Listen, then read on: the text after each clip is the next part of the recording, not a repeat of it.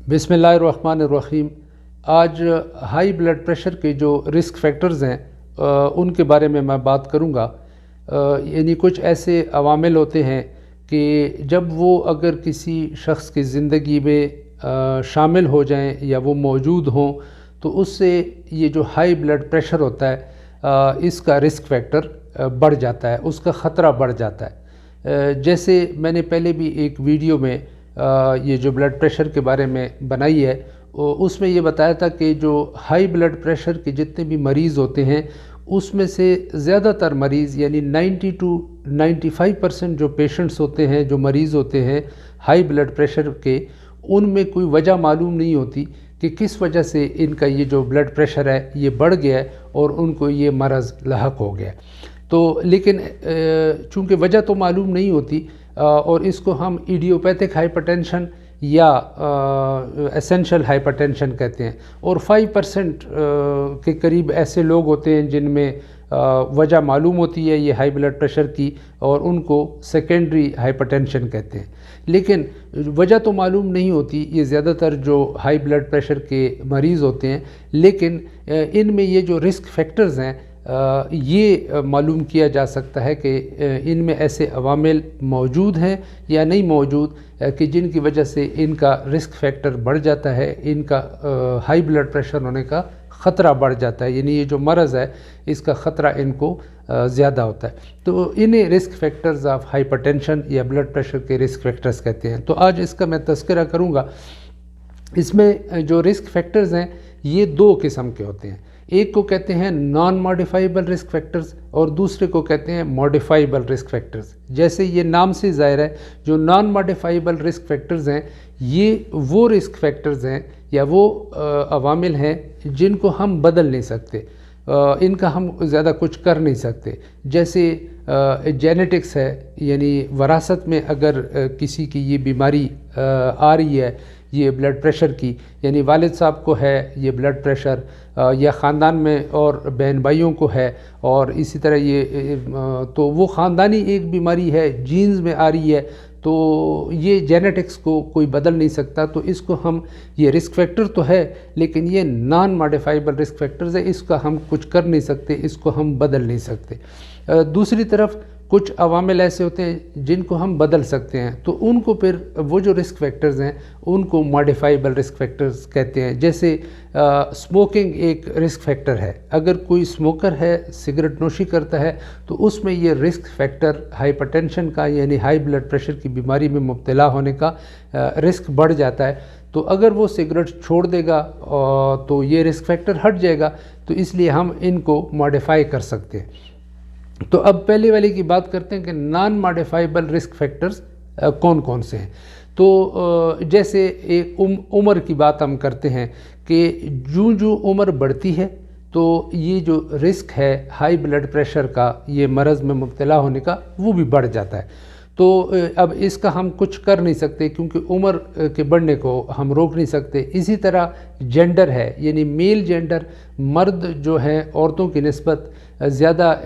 इनको रिस्क होता है कि ब्लड प्रेशर का मरज़ हो जाए, इसको भी हम मॉडिफाई नहीं कर सकते। इसी तरह जैसे जेनेटिक्स की मैंने बात की है कि मारूसी तौर पे अगर फैमिली में ये रन कर रही है हाई ब्लड प्रेशर की बीमारी, इसी तरह बाकी बीमारियां हैं, शुगर है, दिल की बीमारियां हैं, तो वो जेनेटिक्स को हम चेंज नहीं कर सकते। लेकिन उसके साथ जो मॉडिफाइबल रिस्क फैक्टर्स हैं जिनको हम मॉडिफाई कर सकते हैं, जिनमें हम रद्द-बदल कर सकते हैं, अगर उनमें भी हम रद्द-बदल कर दें और उन रिस्क फैक्टर्स को हटा दें तो फिर भी ये जो मॉडिफाइबल रिस्क फैक्टर्स हैं इनके मौजूद होते हुए फिर भी ख़तरा कम हो जाता है उस बीमारी का। तो अब बात करते हैं वो अवामिल जिनको हम बदल सकते हैं और जिनको मॉडिफाइबल रिस्क फैक्टर्स कहते हैं। जैसे स्मोकिंग की मैंने बात की है, ये एक बहुत बड़ा रिस्क फैक्टर है। तो अगर स्मोकिंग को कोई मरीज़ है और वो स्मोकिंग कर रहा है और बंदा है स्मोकिंग कर रहा है, उसको छोड़ देगा तो ये रिस्क फैक्टर ہٹ جائے گا تو اس کو یہ ہائی بلڈ پریشر کا مرض لاحق ہونے کے چانسز کم ہو جائیں گے۔ اسی طرح دوسرا جو رسک فیکٹر ہے وہ اوبیسٹی، یعنی جو موٹاپا ہے، اگر وزن زیادہ ہوگا تو اس میں بھی ان لوگوں کو بھی ہائی بلڈ پریشر کا رسک زیادہ ہوتا ہے۔ اسی طرح چربی میں کولیسٹرول جسے کہتے ہیں، خون میں کولیسٹرول جسے کہتے ہیں، اگر کولیسٹرول یا چربی ہائی ہوگی بلڈ میں تو اس سے بھی وہ خون کی رگوں میں یہ کولیسٹرول جمنا شروع ہو جاتا ہے، خون کی رگیں سخت بھی ہو جاتی ہیں اور تنگ ہونا شروع ہو جاتی ہے، اس سے بھی پھر یہ بلڈ پریشر جو ہے وہ بڑھنا شروع ہو جاتا ہے۔ اسی طریقے سے اگر ایکسرسائز کوئی نہیں کرتا، سیڈنٹری لائف سٹائل گزار رہا ہے، زیادہ تر وقت وہ گھر میں گزارتا ہے یا بیٹھ کے وہ کام کرتا ہے، جیسے دکان پہ سارا دن اگر کوئی بندہ بیٹھا رہے تو اس سے بھی بلڈ پریشر کا چانس زیادہ ہو جاتا ہے۔ تو اور جو ایکسرسائز کرے گا 4 دن 5 دن ریگولر ایکسرسائز جو بندہ کرتا ہے تو اس میں رسک فیکٹر کم ہو جاتا ہے، یعنی لیک آف ایکسرسائز ایک رسک فیکٹر ہے۔ اسی طرح خوراک یعنی ڈائٹ کا بہت بڑا رول ہے۔ اگر کوئی متوازن غذا نہیں کھا رہا اور ایسی غذا جس میں خاص طور پر نمک زیادہ ہو اور نمک کا استعمال جسے سوڈیم کہتے ہیں وہ زیادہ استعمال کر رہا ہو تو یہ ایک بہت بڑا رسک فیکٹر ہے، اس سے بھی بلڈ پریشر ہونے کے چانسز، ہائی بلڈ پریشر ہونے کے چانسز بڑھ جاتے ہیں۔ تو اسی طرح ایک نمکیات میں سے ایک وہ ہوتی ہے پوٹاشیم خون میں، اگر پوٹاشیم کم ہوگی خون میں تو اس سے بھی ہائی بلڈ پریشر ہونے کے چانسز زیادہ ہو جاتے ہیں۔ اچھا، اب ایک سائنز اور سمٹمز کی بات کرتے ہیں کہ بلڈ پریشر کا جب مرض لاحق ہو جاتا ہے تو جیسے ہر بیماری کے کچھ علامات ہوتی ہیں، تو ہائی بلڈ پریشر کی علامات کیا ہوتی ہیں؟ عام طور پہ یہ مغالطہ ہوتا ہے کہ جب سر کا درد شروع ہو جائے یا اور اس طرح کی کوئی علامات شروع ہو جائے، خاص کر سر درد کی بات کی جاتی ہے کہ سر درد بہت ہونا شروع ہو گیا، اس کا مطلب ہے بلڈ پریشر اس کا بڑھ گیا ہے۔ اسی طرح اگر اریٹیبلٹی زیادہ ہو، غصہ زیادہ آنا شروع ہو جائے تو عام طور پہ یہ معاشرے میں کہا جاتا ہے کہ اس کو ہائی بلڈ پریشر ہے، اس کا بلڈ پریشر بہت ہائی ہو جاتا ہے۔ یہاں میں یہ بتاؤں کہ یہ جو ہائی بلڈ پریشر ہے اس کے عام طور پہ کوئی علامات نہیں ہوتی جب تک کہ بلڈ پریشر بہت زیادہ نہ ہو جائے، اور بہت زیادہ کا مطلب ہے کہ جب 200/120 130 اس طرح ملی میٹر آف مرکری جب ہو جائے تو اس صورت میں پھر کچھ علامات ہوتی ہیں، جیسے سر کا درد ہونا شروع ہو جاتا ہے اور غنودگی بھی ہو سکتی ہے، چکر آ سکتے ہیں، لیکن اریٹیبلٹی یا غصہ آنا یہ کوئی ہائی بلڈ پریشر کی علامات میں سے نہیں ہے۔ تو اس لیے بلڈ پریشر کو اب کیسے پکڑا جائے؟ کیونکہ عام طور پہ کسی بیماری کی علامات ہوتی ہیں تو اس سے ہم اس کو پکڑ لیتے ہیں اور ہم ڈاکٹر کے پاس جاتے ہیں اور پھر اس کے بعد جو ہے نا تشخیص ہوتی ہے اس بیماری کی اور اس طرح ہمیں علاج مل جاتا ہے۔ اب بلڈ پریشر کی صورت میں جس میں علامات عام طور پہ ہوتی نہیں ہیں،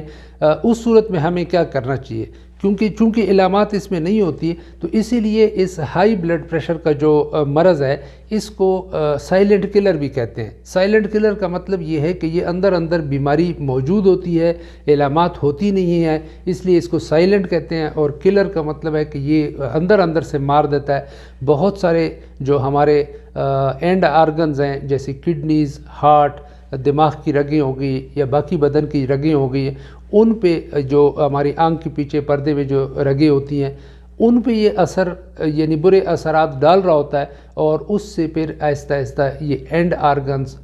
گردے ہو گئے، ہارٹ ہو گیا، یہ فیل ہو سکتے ہیں، سٹروک یعنی فالج ہو سکتا ہے، بینائی جا سکتی ہے۔ تو یہ کمپلیکیشنز پھر کر دیتا ہے لمبے عرصے تک اگر یہ ہائی بلڈ پریشر رہے اور اس کا علاج نہیں کیا جائے، اس لیے اس کو سائلنٹ کلر کہتے ہیں۔ اب چونکہ ایک طرف علامات نہیں ہیں اور دوسری طرف سے یہ کمپلیکیشنز کرتا ہے، بہت زیادہ اینڈ آرگنز کو ڈیمیج کرتا ہے آہستہ آہستہ، تو ایسی صورت میں جو بلڈ پریشر کے مریض ہیں یا ان میں چانسز زیادہ ہیں ان کو کیا کرنا چاہیے؟ تو اس میں یہ ہے کہ وقتاً فوقتاً اپنا بلڈ پریشر چیک کرانا چاہیے۔ اگر خود چیک کر سکتے ہیں اور ٹرینڈ ہیں تو وہ خود اپنا بلڈ پریشر وقتاً فوقتاً چیک کرتے رہیں، 5 مہینے میں، 6 مہینے میں یا سال میں کم از کم ایک دفعہ اپنا بلڈ پریشر چیک کرا لینا چاہیے، تاکہ اگر بلڈ پریشر ہائی ہوگا تو اس کو ارلی سٹیجز میں شروع میں ہی پکڑا جا سکے گا۔ تو شروع میں جب اس کو پکڑا جائے ہائی بلڈ پریشر کو، تو اس کا پھر علاج جو ہے وہ ٹائملی ہو جاتا ہے اور بلڈ پریشر کو کنٹرول کر دیا جاتا ہے، اپنے نارمل لیول پہ لے کے آیا جاتا ہے۔ جیسے نارمل 120/80 ملی میٹر آف مرکری ہے، اور اس سے اوپر جوں جائے گا، جیسے 140/90 ملی میٹر آف مرکری یا اس سے پھر زیادہ ہو جائے تو اسے ہم ہائی بلڈ پریشر یا ہائپر ٹینشن کہتے ہیں۔ تو وہ پھر خطرے کی بات ہے، اور وہ پھر اس کا علاج کرانا ضروری ہے تاکہ وہ نارمل لیول پہ اس کو لے کے آیا جا سکے۔ تو اوورآل اگر میں سمری بیان کروں تو اس میں جو ماڈیفائیبل رسک فیکٹرز ہیں ان کو آئیڈینٹیفائی کرنا بہت ضروری ہے، اور ان سے بچا جائے اور ان میں رد و بدل کی جائے، اور جن کو ہم ہٹا سکتے ہیں، ماڈیفائی کر سکتے ہیں، ان کو چھوڑ دینا چاہیے تاکہ ہائی بلڈ پریشر کا جو خطرہ ہے اس کو کم کیا جا سکے۔ اور دوسری بات یہ ہے کہ وقتاً فوقتاً کم از کم سال میں ایک دفعہ اپنا جو بلڈ پریشر ہے اس کو چیک کراتے رہنا چاہیے یا خود چیک کرنا چاہیے۔ اگر بلڈ پریشر اوپر جانا شروع ہو جائے تو یہ جو رسک فیکٹرز ہیں ان کو بھی ہٹا دینا چاہیے، ان میں بھی رد و بدل کر دینی چاہیے، اور دوسرا ارلی اپنا جو ہے علاج اپنے معالج کے مشورے کے ساتھ شروع کر دینا چاہیے۔ ایک اور یہاں پہ جو خواتین ہیں ان کے لیے میں ایک بلڈ پریشر کی ٹائپ ہوتی ہے اس کا ذکر کرتا ہوں، جسے پری ایکلیمسیا کہتے ہیں۔ اب یہ حمل کے دوران جو خواتین میں بلڈ پریشر ہائی ہونا شروع ہو جاتا ہے اور ساتھ بدن سوجنا شروع ہو جاتا ہے، ایڈیما جسے کہتے ہیں، تو یہ اگر اس طرح کی صورتحال ہو تو اسے پری ایکلیمسیا کہتے ہیں۔ اب پری ایکلیمسیا کا علاج بہت ضروری ہے تاکہ بلڈ پریشر کو حمل کے دوران یا پریگنینسی میں کنٹرول کیا جائے، کیونکہ اگر یہ کنٹرول نہیں ہوگا تو اس سے جو نیکسٹ سٹیج ہوتی ہے جسے ایکلیمسیا کہتے ہیں، یعنی اس میں پھر فٹس ہونا، وہ جو دورے پڑتے ہیں وہ ہونا شروع ہو جاتے ہیں، تو اس سٹیج پہ وہ بڑی خطرناک سٹیج ہوتی ہے جو ایکلیمسیا ہوتا ہے، جس میں دورے پڑنا شروع ہو جاتے ہیں۔ تو اس لیے پریگنینسی میں حمل کے دوران اپنے بلڈ پریشر کو چیک کراتے رہنا چاہیے اپنے معالج سے، اور اگر بلڈ پریشر ہائی ہونا شروع ہو جائے تو اس کا بر وقت علاج کرانا ضروری ہے، ٹائملی اس کو پکڑا جائے اور ٹائملی اس کا علاج کیا جائے، کیونکہ تاکہ وہ آگے نہ بڑھے، فٹس میں تبدیل نہ ہو، ایکلیمسیا نہ ہو، جو کہ زیادہ ڈینجرس پھر بیماری ہوتی ہے بچے کے لیے بھی اور ماں کے لیے بھی۔ لیکن ایک چیز میں یہاں پہ اس کا ذکر کرنا ضروری سمجھتا ہوں کہ یہ جو پریگنینسی میں بلڈ پریشر کے کنٹرول کے لیے جو میڈیکیشنز یوز ہوتی ہیں، جو دوائیاں یوز ہوتی ہیں، وہ ساری کی ساری جو بلڈ پریشر کی دوائیاں ہیں وہ استعمال نہیں کی جا سکتی ہیں، وہ بچے کے لیے ٹھیک نہیں ہوتی ہیں، تو وہ اپنے معالج سے مشورہ کرنا چاہیے اور اس کے مطابق وہ استعمال کرنی چاہیے، کیونکہ کچھ ہی میڈیسنز رہ جاتی ہیں جو کہ ہائی بلڈ پریشر کے لیے استعمال کی جا سکتی ہیں پریگنینسی کے دوران، تاکہ وہ صحیح والی جو میڈیکیشنز ہیں وہ پریسکرائب کی جا سکیں ڈیورنگ دی پریگنینسی۔ تو امید ہے کہ یہ جتنی بھی معلومات risk factors of high blood pressure یا ہائپر ٹینشن کے بارے میں جو میں نے آپ کے سامنے رکھی ہیں آپ کے لیے مفید ثابت ہوں گی۔ اللہ آپ کو صحت مند زندگی گزارنے کی توفیق عطا فرمائے، آمین۔ السلام علیکم۔